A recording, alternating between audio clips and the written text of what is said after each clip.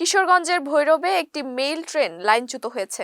গতকাল সোমবার দিবাগত রাত ৩টার দিকে ভৈরব স্টেশনের কাছে এ ঘটনা ঘটে। এতে ঢাকা চট্টগ্রাম, ঢাকা সিলেট, ঢাকা নোয়াখালী ও ভৈরব ময়মনসিংহ রেলপথে ট্রেন চলাচল বন্ধ রয়েছে। ভৈরব স্টেশন সূত্রে জানা যায়, ঢাকা মেইল ট্রেনটি ঢাকা থেকে চট্টগ্রামের উদ্দেশ্যে গতকাল রাত 12:15টায় ছেড়ে আসে।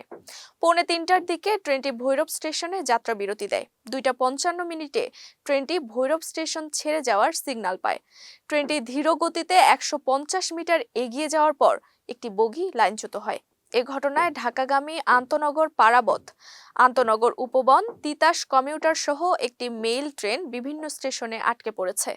ময়মনসিংহ থেকে ছেড়ে আসা চট্টগ্রামগামী আন্তনগর বিজয় এক্সপ্রেস ও ঢাকা থেকে ছেড়ে আসা কক্সবাজারগামী কক্সবাজার এক্সপ্রেস ভৈরব স্টেশনে আটকা পড়ে।